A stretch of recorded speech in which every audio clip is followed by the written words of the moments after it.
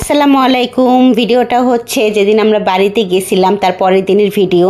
তো সেদিনকার সকালের ভিডিওটা তো আপনাদের সাথে শেয়ার করছি, আর এখন হলো দুপুরবেলার ভিডিওটা শেয়ার করব। তো এখানে হলো কিছু আতপ চাল ভিজানো হয়েছিল। তো আমার শাশুড়ি সেই চালগুলো খুব সুন্দর করে ধুয়ে একটা পলিতে করে আমার ভাসুরের কাছে দিয়ে দেবে ভাগানোর জন্য। আর আমার ভাসুর হলো বাজারে গিয়ে এই চালগুলো ভাঙায় নিয়ে আসবে, কারণ পিঠা বানানো হবে, তাই জন্য আর কি চালগুলো ভাঙাতে হবে। আর এদিকে আপনাদের ভাইয়া বাজার থেকে কিছু টুকটাক মানে কি বলবো, রান্নাবান্নার জন্য আর কি প্রয়োজনীয় জিনিসগুলো নিয়ে আসছে। তো সেগুলো আর কি বের করতেছিলাম আর দেখতেছিলাম। আর এখানে হলো আপনাদের ভাইয়া হলো বড় বড় দুইটা মুরগি নিয়ে আসছিল। তো মুরগিগুলা আনার পরে আমি কাটছিলাম, তো সেই ভিডিওটা আমার স্কিপ হয়ে গেছে। তো যাই হোক, এখানে হলো মুরগিগুলো আমি ধুয়ে নিতেছিলাম। দুইটা মুরগি আনছিল বড় বড় সাইজের। তো সেই মুরগিগুলো খুব সুন্দর করে কেটে আমি এখন ধুয়ে নিতেছি। তো এগুলো এখন রান্না করা হবে, তাই জন্য আর কি মানে খুব সুন্দর করে আর কি রেডি করে নিচ্ছিলাম। আর এখানে হলো আদা রসুনও কাটা হয়েছিল। তো আদা রসুনটা বাটা হবে, আমার শাশুড়ি বাটবে আজকে। আদা রসুন হলুদ মরিচ জিরা সমস্তটা আমার শাশুড়ি হলো শিলপাটায় বাটবে। তো আজকে হলো বাটা মশলায় ব্রয়লার চিকেন রান্না করা হবে। তো চিকেনটা রান্না করবে আমার বড় জা। আমি তো আর মানে পাতা দিয়ে রান্না করতে পারি না, মানে পাতা খড়ি দিয়ে আর কি ওইভাবে রান্না করতে পারি না। তো আমার বড় জাই মূলত রান্না বান্না করে, বাড়িতে আসলে আমার বড় জাই রান্না করে, কিংবা আমার ননাস রান্না করে, আমার সেজো যা রান্না করে, কিন্তু আমি আর রান্না বান্না করি না। তো যাই হোক, এখানে হলো আমার শাশুড়ি খুব সুন্দর করে আর কি আস্তে আস্তে সময় নিয়ে আর কি বাটনা বেটে দিতেছিল। আর সেটাই আপনাদের ভাইয়া হলো খুব সুন্দর করে আর কি এনজয় করতেছিল, কারণ আপনাদের ভাইয়া হলো বাটা মশলায় মানে চিকেন বলেন কিংবা গরুর মাংস বলেন, যেটাই বলেন না কেন, খেতে বেশি ভালোবাসে বাটা মশলার তরকারি। তো আমি তো আর সেইভাবে বাটাবাটি করি না, ব্লেন্ডারে যা করার করি। তো যাই হোক, আর এখানে হচ্ছে রান্নাবান্না শুরু হয়ে গেছে অলরেডি।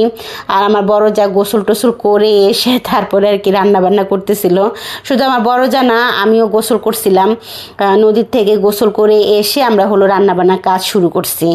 তো আর কি যেদিন আসছিলাম ওই দিন রাতের বেলা থেকে শুরু করে আজকে দুপুর পর্যন্ত মানে অনেক কাজকর্ম করা হয়েছে বাড়িতে। তো ভাবলাম যে অনেকটা সময় যেহেতু চলে গেছে, আমরা হলো একদম গোসল টোসল করে তারপরে হলো রান্নাবান্নাটা করব। তো যেই কথা সেই কাজ, তো সেটাই হচ্ছিল আর কি। আর এখানে বিশাল বড় একটা কড়াই নেওয়া হয়েছে।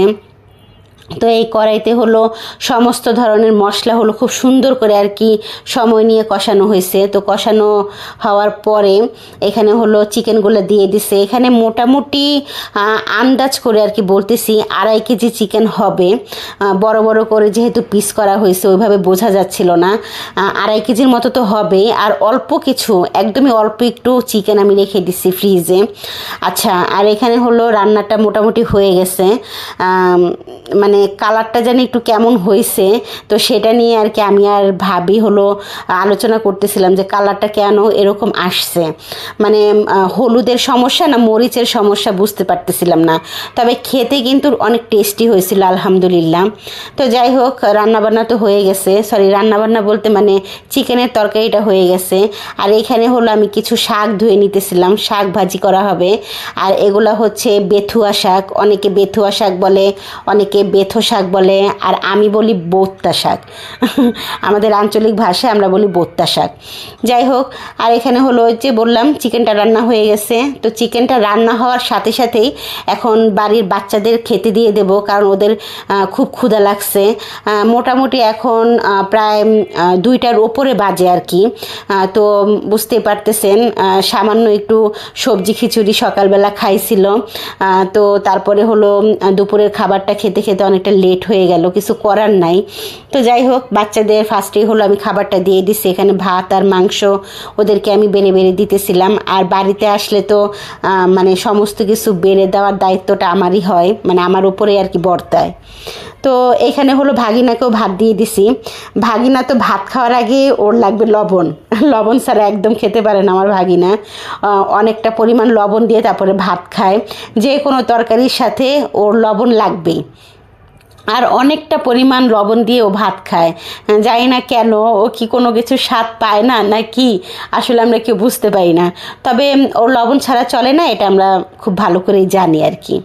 তো যাই হোক, ওকে হলো লবণের কৌটাও দেওয়া হয়েছে, লবণের একটা বোতলও দেওয়া হয়েছে, যতটুকু লাগে লাগুক, ও খাক, তাই না?